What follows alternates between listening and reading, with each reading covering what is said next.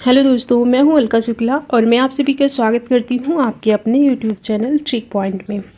Friends, हम पढ़ रहे हैं इंडियन पॉलिटी और हमारा जो टॉपिक चल रहा है वो है फंडामेंटल राइट का।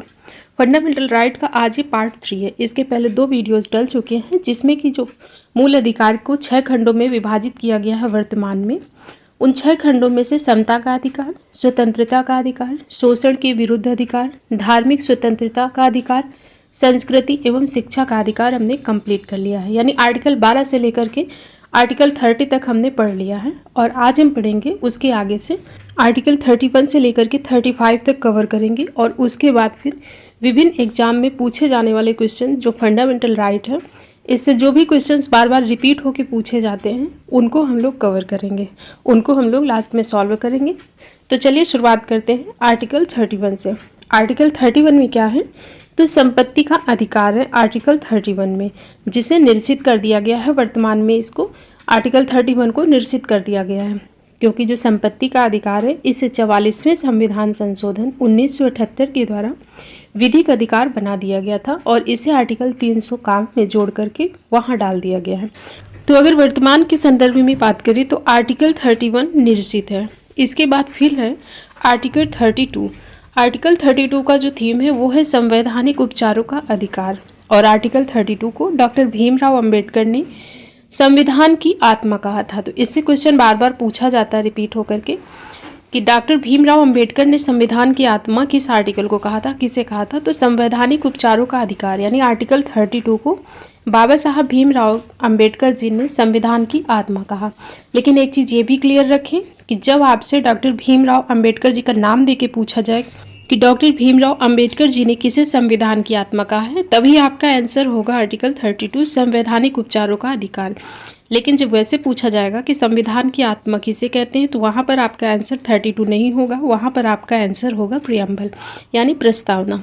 प्रस्तावना को संविधान की आत्मा कहा जाता है। तो ये दोनों बातों को आप क्लियर रखें, ठीक है। अब हम लोग आगे देखते हैं। तो संविधान के आर्टिकल 32 जिसमें उल्लेख है संवैधानिक उपचारों का अधिकार, इसके तहत जब मौलिक अधिकारों का अगर हनन होता है तो इसमें 5 प्रकार की रिट जारी कर सकता है सुप्रीम कोर्ट। इसके तहत क्या होगा, तो इसके तहत 5 प्रकार की, उच्चतम न्यायालय की अगर बात करें सुप्रीम कोर्ट की तो वो आर्टिकल 32 के तहत 5 प्रकार की रिट जारी करता है और अगर हाई कोर्ट की बात करें तो वो अनुच्छेद 226 के अंतर्गत रिटें जारी करता है। तो जो सुप्रीम कोर्ट रिटें जारी करेगा 5 प्रकार की, वो कौन कौन सी हैं? पहली है बंदी प्रत्यक्षीकरण, दूसरी है परमादेश, तीसरी है प्रतिषेध, चौथी है उत्प्रेषण और 5वीं है अधिकार प्रेक्षा। ये 5 प्रकार की रिट जारी करता है सुप्रीम कोर्ट आर्टिकल 32 के तहत। तो इनका अर्थ क्या होता है इसे भी समझते हैं। तो सबसे पहले है बंदी प्रत्यक्षीकरण। इसका अर्थ क्या होगा कि जब किसी व्यक्ति को गिरफ्तार किया जाता है तो उस व्यक्ति को यह अधिकार है कि वो अपने को दोष मुक्त करने का प्रयास करे और व्यक्तिगत स्वतंत्रता की दृष्टि से यह सबसे महत्वपूर्ण रिट है जिसका प्रयोग न्यायालय द्वारा बंदी बनाए गए व्यक्ति को अपने समक्ष उपस्थित करने के लिए जारी किया जाता है ताकि न्यायालय उसकी गिरफ्तारी का परीक्षण कर सके। तो इसके तहत न्यायालय अपने समक्ष व्यक्ति को उपस्थित करने का आदेश देता है और उसकी जांच करेगी, अगर वह दोष मुक्त है तो उसे रिहा करेगी। तो ये हो गया बंदी प्रत्यक्षीकरण कि किसी व्यक्ति को गिरफ्तार किया जाता है तो उस व्यक्ति को अधिकार दिए गए हैं कि वो अपने को दोष मुक्त करने का प्रयास करे। न्यायालय अपने समक्ष उस व्यक्ति को आदेश देती है कि उस व्यक्ति को न्यायालय के समक्ष उपस्थित किया जाए और फिर उसकी न्यायालय जांच कर सके, समीक्षा कर सके। इसे कहते हैं बंदी प्रत्यक्षीकरण। फिर दूसरी रिट है परमादेश। परमादेश का क्या अर्थ है, तो इसका शाब्दिक अभिप्राय है कि हम आदेश देते हैं कि इसका प्रयोग न्यायालय द्वारा सार्वजनिक पदाधिकारी निगम सरकार को अपने पद से जुड़े हुए कार्यों को करने के लिए आदेश के रूप में किया जाता है। परमादेश का ये शाब्दिक अभिप्राय होगा कि जब कोई सार्वजनिक पद पर बैठा अधिकारी अपने कर्तव्यों का पालन नहीं करता है तो न्यायालय ये रिट जारी करता है कि या तो अपने निर्धारित कर्तव्यों का पालन कीजिए या फिर पद रिक्त कर दीजिए जिससे कि उस पद पर दूसरे व्यक्ति को नियुक्त किया जा सके। इसे कहते हैं परमादेश। फिर से समझें, परमादेश जब कोई सार्वजनिक पद पर बैठा अधिकारी अपने कर्तव्यों का पालन नहीं करता है तो न्यायालय ये रिट जारी करता है, या तो अपने निर्धारित कर्तव्यों का आप पालन कीजिए और या फिर अपना पद खाली कर दीजिए, जिससे कि उस पद पर दूसरे व्यक्ति को नियुक्त किया जा सके। इस रिट का ये अर्थ है। और यह सार्वजनिक पद पर बैठे व्यक्तियों पर ही लागू होती है, निजी पद पर बैठे व्यक्ति पर नहीं लागू होगी, ये चीज़ भी याद रखें। फिर है प्रतिषेध। प्रतिषेध का अर्थ क्या हुआ? तो यह एक न्यायिक रिट है जिसका प्रयोग सुप्रीम कोर्ट तथा हाई कोर्ट द्वारा अपने अधीनस्थ न्यायालयों को किसी ऐसे विषय पर विचार विमर्श करने से रोका जाता है जो उसके अधिकार क्षेत्र से बाहर हो। और फिर है उत्प्रेषण। तो प्रतिषेध और उत्प्रेषण, इनको हम साथ में पढ़ते हैं तभी समझ में आएगा। उत्प्रेषण का अर्थ क्या है? तो यह भी एक न्यायिक रिट है।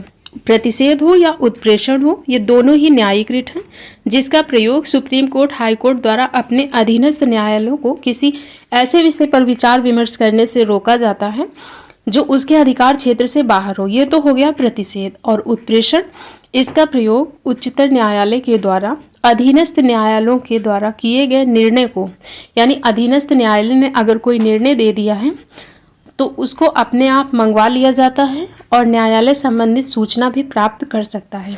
ये तो हो गई किताबी लैंग्वेज। अब इसको आसान भाषा में समझिए कि प्रतिषेध और उत्प्रेषण क्या है, क्योंकि आपसे जो पूछा जाएगा क्वेश्चन, सिर्फ यही नहीं पूछा जाएगा कि आर्टिकल 32 के अंतर्गत कौन सी रिट जारी की जाती है, उस रिट का अर्थ भी पूछा जा सकता है कि किस संबंध में कौन सी रिट जारी की जाती है। तो इस चीज़ को आपको समझना बहुत ज़रूरी है। तो पहली चीज़ तो आपको यहाँ से ये याद रखना है कि प्रतिषेध और उत्प्रेषण दोनों न्यायिक रिट हैं, ठीक है, जिसका प्रयोग सुप्रीम कोर्ट तथा हाई कोर्ट द्वारा अपने अधीनस्थ न्यायालय को किसी ऐसे विषय पर विचार विमर्श करने से रोकता है जो उसके अधिकार क्षेत्र से बाहर हो। ये तो हो गया प्रतिषेध। जब कोई ऐसा विषय अधीनस्थ न्यायालय द्वारा जो उसके अधिकार क्षेत्र से बाहर है उस पर कार्यवाही की जा रही है, तो उस कार्यवाही को रोक दिया जाएगा। सुप्रीम कोर्ट या हाई कोर्ट द्वारा उस कार्यवाही को प्रतिषेध रिट जारी करके रोक दिया जाएगा कि ये आपके अधिकार क्षेत्र से बाहर है। इसे कहेंगे प्रतिषेध, यानी प्रतिषेध कर दिया जाएगा कार्यवाही को। और उत्प्रेषण, कि जब कोई ऐसा विषय अधीनस्थ न्यायालय द्वारा जिस पर निर्णय दे दिया गया हो जो उसके अधिकार क्षेत्र में नहीं है और फिर भी उस पर अधीनस्थ न्यायालय ने निर्णय दे दिया है, तो उस निर्णय को रद्द किया जाता है उत्प्रेषण रिट जारी करके, ठीक है। तो प्रतिषेध और उत्प्रेषण दोनों, उम्मीद है क्लियर हो गया होगा। इसके बाद फिर पांचवी है अधिकार प्रेक्षा। अधिकार प्रेक्षा क्या है? कि यदि किसी व्यक्ति के द्वारा गलत तरीके से या फिर गैर वैधानिक तरीके से किसी भी सार्वजनिक पद को धारण किया गया है अथवा उस पद पर दावा प्रस्तुत किया गया है, तो न्यायालय के द्वारा उस पद का आधार पूछा जाता है।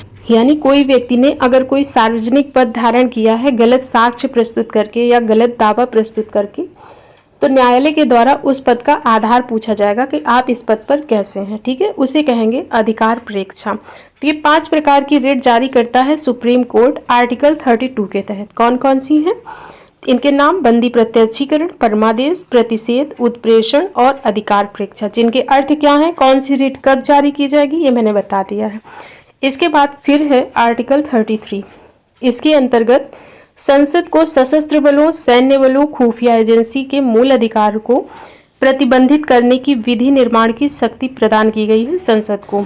तो हम लोग पढ़ रहे हैं फंडामेंटल राइट यानी मौलिक अधिकार, जिसमें हमने पढ़ा कि मौलिक अधिकारों का अगर हनन होता है तो हम डायरेक्ट सुप्रीम कोर्ट या हाई कोर्ट जा सकते हैं। लेकिन जो अनुच्छेद 33 है आर्टिकल 33, ये अपवाद है मौलिक अधिकारों का, क्योंकि इसके अंतर्गत संसद को सशस्त्र बल, सैन्य बल और खुफिया एजेंसी के लिए मूल अधिकारों को प्रतिबंधित करने की विधि निर्माण शक्ति प्रदान की गई है कि वह इनके मूल अधिकारों को प्रतिबंधित कर सकती है। इसकी शक्ति प्रदान की गई है संसद को, और इस संसद के द्वारा बनाए गए विधि को न्यायालय में चुनौती भी नहीं दी जा सकती है कि संसद ने विधि बनाई है और सैन्य बल हो या सशस्त्र बल हो या खुफिया एजेंसी के हो, इनके लिए जो विधि बनाई है, इनके मूल अधिकारों को प्रतिबंधित किया है, तो इसके लिए ये लोग न्यायालय नहीं जा सकते हैं, न्यायालय में चुनौती नहीं दे सकते हैं, क्योंकि इसकी शक्ति आर्टिकल 33 के तहत संसद को प्रदान की गई है। तो इसका उल्लेख है आर्टिकल 33 में।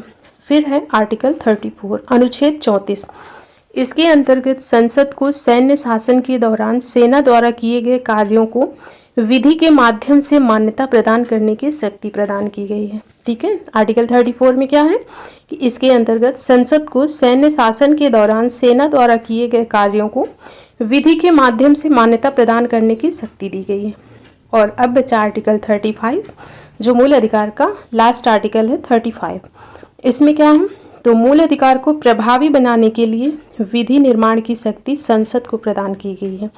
मूल अधिकारों को प्रभावी बनाने के लिए जो विधि निर्माण है, विधि बनाने की शक्ति किसे है, तो संसद के पास है। जैसा हमने नागरिकता में भी पढ़ा था ना, सारे आर्टिकल पढ़ने के बाद जो नागरिकता का लास्ट आर्टिकल था, आर्टिकल 11, आर्टिकल 11, उसमें क्या था, तो उसमें था नागरिकता संबंधी जो भी विधि बनानी है, कानून बनाना है, उसकी शक्ति संसद के पास है।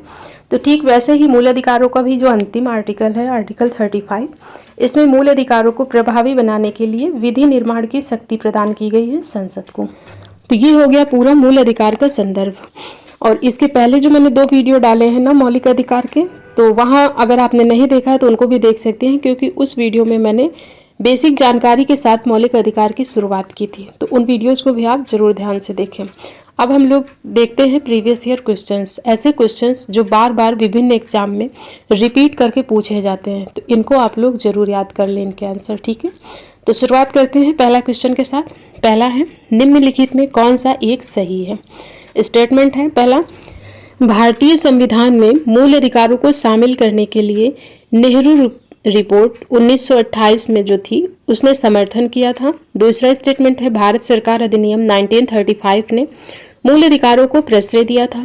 तीसरा है, अगस्त प्रस्ताव 1940 ने मूल अधिकार शामिल किए गए थे।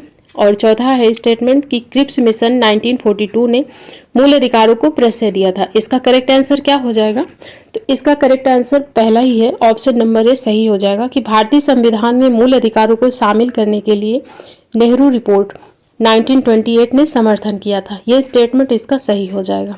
तो इसका करेक्ट आंसर है ऑप्शन नंबर ए। बाकी के जो 3 ऑप्शन है वो तीनों के तीनों गलत है। नेक्स्ट क्वेश्चन है, निम्नलिखित में से किस व्यक्ति ने मूल अधिकारों को हमारे लोगों के लिए एक प्रतिज्ञा तथा सभ्य विश्व के साथ किया गया समझौता कहा है। पंडित जवाहरलाल नेहरू, डॉक्टर भीमराव अंबेडकर, राजेंद्र प्रसाद या फिर डॉक्टर एस राधाकृष्णन। तो इसका करेक्ट आंसर हो जाएगा option number D, doctor S Radhakrishnan. मूल अधिकारों पर संविधान सभा में हुई बहस में भाग लेते हुए डॉक्टर एस राधाकृष्णन ने कहा था कि ये हमारे लोगों के लिए एक प्रतिज्ञा और सभ्य विश्व के साथ किया गया एक समझौता है। तो ये स्टेटमेंट भी याद रखिए किसका है, तो एस राधाकृष्णन का है और यूपीपीएससी प्री 2021 में पूछा गया क्वेश्चन है।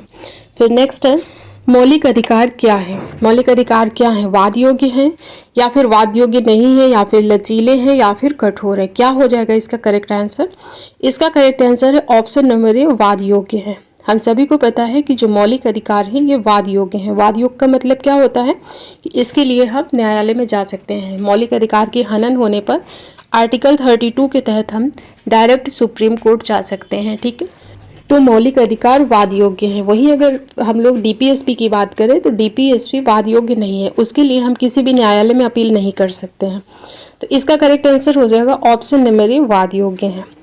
इसके बाद फिर नेक्स्ट क्वेश्चन है, मौलिक अधिकार डैश कभी भी निलंबित नहीं किए जा सकते, प्रधानमंत्री के निर्देशों से निलंबित हो सकते हैं, राष्ट्रपति की इच्छा पर निलंबित हो सकते हैं या फिर आपातकालीन स्थिति में निलंबित किए जा सकते हैं। इसका करेक्ट आंसर क्या हो जाएगा, ऑप्शन नंबर डी इसका सही हो जाएगा, क्योंकि आपातकालीन स्थिति में मौलिक अधिकारों को निलंबित किया जा सकता है, ठीक है। आपातकालीन स्थिति यानी अनुच्छेद 358 और 359 में उल्लिखित है कि आपात की उद्घोषणा के प्रवर्तन की स्थिति में मूल अधिकारों को निलंबन किया जा सकता है, निलंबित किया जा सकता है। करेक्ट आंसर इसका हो जाएगा ऑप्शन नंबर डी। फिर नेक्स्ट क्वेश्चन है, भारतीय संविधान के किस अनुच्छेद के अंतर्गत नागरिकों को मौलिक अधिकार प्रदान किए गए हैं। यानी मौलिक अधिकारों का उल्लेख किस आर्टिकल से किस आर्टिकल तक है, ये पूछा जा रहा है। इसका करेक्ट आंसर हो जाएगा ऑप्शन नंबर बी, आर्टिकल 12 से लेकर 35 तक, 12 से लेकर 35 तक मौलिक अधिकारों का उल्लेख है। और ये क्वेश्चन कितनी बार पूछा गया है, बीपीएससी प्री में, यानी 41वीं बीपीएससी प्री में पूछा गया, 44वीं बीपीएससी में पूछा गया, एसएससी 2018 में पूछा गया, यूपी लोअर पीसीएस 2015 में पूछा गया। कितनी बार पूछा गया क्वेश्चन है, रिपीट होकर पूछा जा रहा है। तो मैंने उन्हीं क्वेश्चंस को शामिल किया है जो बार बार रिपीट होकर के पूछे जाते हैं, तो इनको आपको रट ही लेना है, ठीक है। इसका करेक्ट आंसर हो जाएगा ऑप्शन नंबर बी, आर्टिकल 12 से लेकर 35 तक। फिर नेक्स्ट क्वेश्चन है, भारतीय संविधान का कौन सा अनुच्छेद संवैधानिक प्रावधानों को संघीय संसद या राज्य विधान पालिकाओं द्वारा बनाए गए नियम कानूनों पर प्राथमिकता देता है? तो करेक्ट आंसर क्या हो जाएगा? ऑप्शन नंबर ए, अनुच्छेद 13। हमने पढ़ा है कि संविधान के अनुच्छेद 13 में यह प्रावधान है कि संघ एवं राज्य कोई ऐसा कानून नहीं बनाएंगे जो भाग 3 में प्रदत्त मौलिक अधिकारों को छीनता हो या मौलिक अधिकारों का हनन करता हो। अगर ऐसी सीमा तक राज्य या कोई भी मतलब कानून बनाता है तो न्यायालय द्वारा उसको शून्य कर दिया जाएगा, शून्य घोषित कर दिया जाएगा। ठीक है, तो इसका करेक्ट आंसर क्या हो जाएगा? आर्टिकल 13 में इसका उल्लेख है। इसके बाद फिर नेक्स्ट क्वेश्चन है, भारतीय संविधान के अनुच्छेद 13 का मुख्य उद्देश्य निम्नलिखित में से किसके संदर्भ में संविधान की सर्वोच्चता सुनिश्चित करता है? करेक्ट आंसर अभी हमने पढ़ा ही है, मौलिक अधिकार के संबंध में। तो करेक्ट आंसर हो जाएगा ऑप्शन नंबर बी, मौलिक अधिकार के संदर्भ में। मौलिक अधिकार के संदर्भ में जो आर्टिकल 13 है ना, संविधान की सर्वोच्चता सुनिश्चित करता है। इसके बाद अगला क्वेश्चन है, भारतीय संविधान में समता का अधिकार 5 अनुच्छेदों द्वारा प्रदान किया गया है। तो वो 5 अनुच्छेद कौन कौन से हैं जिसमें समता का अधिकार प्रदान किया गया है? तो हमने पढ़ा है समता का अधिकार आर्टिकल 14 से 18 तक है, अनुच्छेद 14 से लेकर के 18 तक। तो करेक्ट आंसर हो जाएगा ऑप्शन नंबर सी, अनुच्छेद 14 से 18 तक। अनुच्छेद 14 से 18 तक इसमें क्या है? तो समता का अधिकार है, जिसमें अनुच्छेद 14 में क्या है? विधि के समक्ष समता। और इसके बाद अनुच्छेद 15 में है धर्म, मूलवंश, जाति, लिंग या जन्म स्थान के आधार पर विभेद का प्रतिषेध किया गया है। अनुच्छेद 16 में लोक नियोजन के विषयों में अवसर की समता है। अनुच्छेद 17 में अस्पृश्यता का अंत है। अनुच्छेद 18 में उपाधियों का अंत है। तो इतने आर्टिकल जो हैं, 5 आर्टिकल, इनके माध्यम से समता का अधिकार हमें प्रदान किया गया है। करेक्ट आंसर है option number C. Next question है, भारतीय संविधान के निम्नलिखित अनुच्छेदों में से कौन विधायन सत्ता पर पूर्ण नियंत्रण लगाता है? विधायन सत्ता पर कौन पूर्ण नियंत्रण लगाएगा? वो कौन सा आर्टिकल है? तो आर्टिकल 14। संविधान का 14 आर्टिकल विधायन सत्ता पर नियंत्रण लगाता है। यह उपबंध करता है कि किसी व्यक्ति को विधि के समक्ष समता से या विधियों के समान संरक्षण से वंचित नहीं किया जाएगा। और मैंने बताया था थ्योरी सेक्शन में जब आर्टिकल 14 की चर्चा की थी कि विधियों के समक्ष समता और विधियों का समान संरक्षण, यानी विधि के समक्ष समता और विधियों का समान संरक्षण का प्रावधान किया गया है इसमें, जिसमें कि विधि के समक्ष समता हमने ब्रिटेन से ली है और विधियों का समान संरक्षण हमने यूएसए से लिया है। तो इस क्वेश्चन का आंसर क्या हो जाएगा? Option number A, article 14। इसके बाद नेक्स्ट क्वेश्चन है, संविधान के किस अनुच्छेद में कानून का समान संरक्षण प्रावधानित किया गया है? तो अभी हमने पढ़ा कि कानून का जो समान संरक्षण है, यानी विधि के समक्ष समता और विधियों का समान संरक्षण, ये हमें आर्टिकल 14 में दिया गया है। तो इसका करेक्ट आंसर हो जाएगा ऑप्शन नंबर सी, आर्टिकल 14। फिर नेक्स्ट है, संविधान के किन अनुच्छेदों के अनुसार ओबीसी यानी अन्य पिछड़ा वर्ग को आरक्षण का प्रावधान किया गया है? करेक्ट आंसर हो जाएगा ऑप्शन नंबर सी, 15 क्लॉज 4 और 16 क्लॉज 4 में। भारतीय संविधान का जो अनुच्छेद 15 क्लॉज 4 है और 16 क्लॉज 4 है, इसके प्रावधानों के अनुसार ओबीसी यानी अन्य पिछड़ा वर्ग के लिए राज्य की सेवाओं में आरक्षण के प्रावधान किए गए हैं। करेक्ट आंसर हो जाएगा ऑप्शन नंबर सी। इसके बाद फिर नेक्स्ट क्वेश्चन है, भारतीय संविधान के निम्नलिखित अनुच्छेदों में से कौन सा एक लोक नियोजन के विषय में भारत के सभी नागरिकों को अवसर की समानता तथा प्रत्याभूति प्रदान करता है? तो करेक्ट आंसर क्या हो जाएगा? ऑप्शन नंबर बी, 16 क्लॉज 1 और 16 क्लॉज 2 इसका करेक्ट आंसर हो जाएगा। भारतीय संविधान का अनुच्छेद जो 16 क्लॉज 1 है और 16 क्लॉज 2 है, इसके तहत राज्य के अधीन किसी पद पर नियोजन के विषय में भारत के सभी नागरिकों के लिए अवसर की समानता प्रदान की गई है। हमने पढ़ा था जब 16 क्लॉज 1 और 2 कि 16 क्लॉज 1 और 2 में सामान्य नियम की बात की गई है। इसके बाद फिर 16 क्लॉज 3 से लेकर 6 तक अपवाद है इसके। तो करेक्ट आंसर हो जाएगा इसका ऑप्शन नंबर बी। इसके बाद फिर नेक्स्ट क्वेश्चन है, भारतीय संविधान में जैसा निहित है कि निम्न में से कौन सा समानता मौलिक अधिकार में सम्मिलित नहीं है? यानी जो 4 समानताएं दी गई हैं, इनमें से कौन सी ऐसी समानता है जो मौलिक अधिकार में नहीं दी गई है? करेक्ट आंसर हो जाएगा इसका ऑप्शन नंबर डी, आर्थिक समानता। मौलिक अधिकार में कानून के समक्ष समानता, सामाजिक समानता, अवसर की समानता की बात की गई है, जिसमें कि कानून के समक्ष समानता मैंने बताया आर्टिकल 14 में इसका उल्लेख है। सामाजिक समानता का उल्लेख आर्टिकल 15 में है और अवसर की समानता आर्टिकल 16 में है।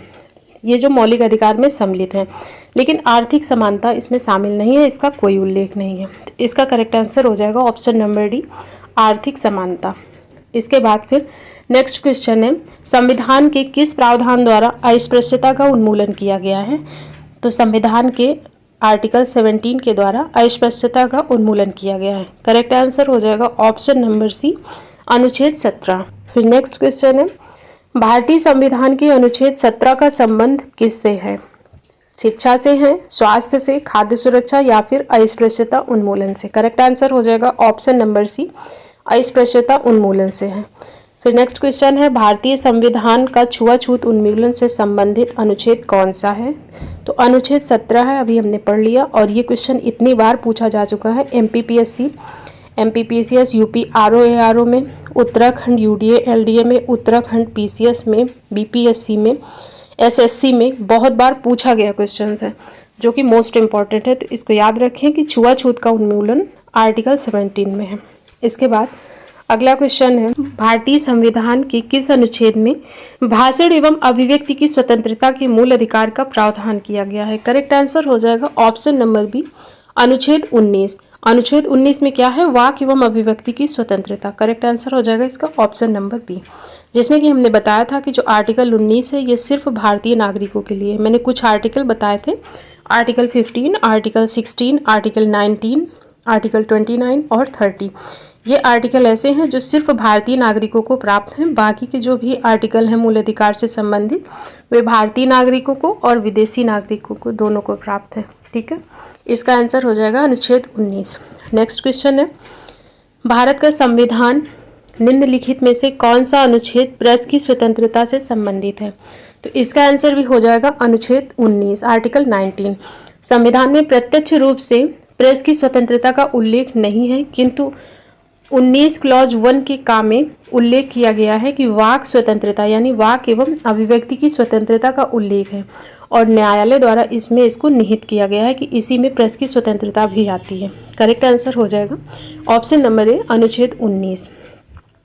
इसके बाद फिर नेक्स्ट क्वेश्चन है, भारत के संविधान का कौन सा अनुच्छेद अपनी पसंद के व्यक्ति से विवाह करने की स्वतंत्रता प्रदान करता है, यानी किसी व्यक्ति को अपनी पसंद के व्यक्ति से विवाह करने का संरक्षण प्रदान करता है? करेक्ट आंसर हो जाएगा ऑप्शन नंबर बी, अनुच्छेद 21।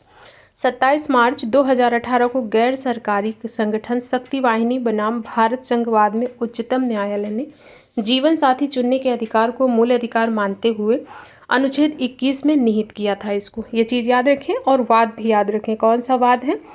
तो वाद है 2018 का सरकारी संगठन शक्ति वाहिनी बनाम भारत संघवाद। इसके बाद फिर नेक्स्ट क्वेश्चन है कि निम्नलिखित में से कौन संविधान के अनुच्छेद 21 के दायरे में नहीं आता है? तो इसका करेक्ट आंसर हो जाएगा ऑप्शन नंबर डी, मृत्युदंड। मृत्युदंड इसमें नहीं आता है इस दायरे में। बाकी के जो 3 है ना, चिकित्सक द्वारा घायल को चिकित्सीय सहायता प्रदान करना, कार्यस्थल पर महिलाओं का लैंगिक उत्पीड़न और पानी की गुणवत्ता को दूषित करना, ये सब तीनों अनुच्छेद 21 के दायरे में आते हैं, लेकिन मृत्युदंड अनुच्छेद 21 के दायरे में नहीं आता है। तो इसका करेक्ट आंसर हो जाएगा ऑप्शन नंबर डी, मृत्युदंड। इसके बाद फिर है, भारतीय संविधान में संशोधन करके शिक्षा का अधिकार कब जोड़ा गया था? करेक्ट आंसर हो जाएगा 1 अप्रैल 2010। 1 अप्रैल 2010 में संशोधन करके शिक्षा के अधिकार को जोड़ा गया था इसमें कि 6 से 14 वर्ष की आयु के सभी बालकों हेतु निःशुल्क एवं अनिवार्य शिक्षा की व्यवस्था करेगा। करेक्ट आंसर है इसका ऑप्शन नंबर ए, 1 अप्रैल 2010। फिर नेक्स्ट क्वेश्चन है, निम्न में से कौन सा एक मानव अधिकार भारतीय संविधान के अंतर्गत मौलिक अधिकार भी है? सूचना का अधिकार, शिक्षा का अधिकार, काम का अधिकार या मकान का अधिकार? करेक्ट आंसर हो जाएगा शिक्षा का अधिकार। शिक्षा का अधिकार भारतीय संविधान में मौलिक अधिकार भी है। राइट आंसर हो जाएगा ऑप्शन नंबर सी, शिक्षा का अधिकार। फिर है, बंदी बनाए गए व्यक्ति को मौलिक अधिकारों की रक्षा किस अनुच्छेद से प्रदत्त है? अनुच्छेद 15, 17, 21 या फिर 22? करेक्ट आंसर हो जाएगा अनुच्छेद 22। संविधान के अनुच्छेद 22 में कुछ दशाओं में गिरफ्तारी और निरोध से संरक्षण प्रदान किया गया है। इसका राइट आंसर हो जाएगा ऑप्शन नंबर डी, अनुच्छेद 22।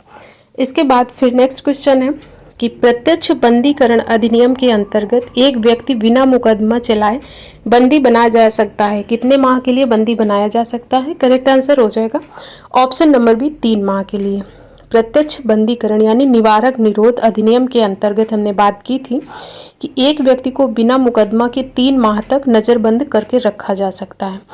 किंतु अगर लगता है कि ये बाहर निकल के फिर से अपराध करेगा, एक तो उसकी गिरफ्तारी कैसे होगी? तो संदिग्ध आधार पर होगी और अधिकतम 3 माह के लिए उसे नज़रबंद किया जाएगा। और उसको अगर लगता है कि 3 माह के बाद अगर छोड़ दिया गया तो फिर से क्राइम कर सकता है, तो 3 माह से अधिक भी बढ़ाया जा सकता है, लेकिन फिर उसके लिए सलाहकार बोर्ड को निर्दिष्ट किया जाना चाहिए। तो इसका करेक्ट आंसर हो जाएगा 3 माह के लिए ऑप्शन नंबर बी। इसके बाद फिर नेक्स्ट क्वेश्चन है और आज का लास्ट क्वेश्चन है। निम्नलिखित में से किसको संविधान द्वारा मौलिक अधिकारों को लागू करने की शक्ति दी गई है? भारत के सभी न्यायालयों को, संसद को, राष्ट्रपति को, या फिर सर्वोच्च न्यायालय और उच्च न्यायालयों को? इसका आंसर क्या हो जाएगा? इसका आंसर आपको देना है कमेंट बॉक्स में, ठीक है। जिसको भी आंसर आता है वो अपना आंसर कमेंट बॉक्स में लिख के देगा।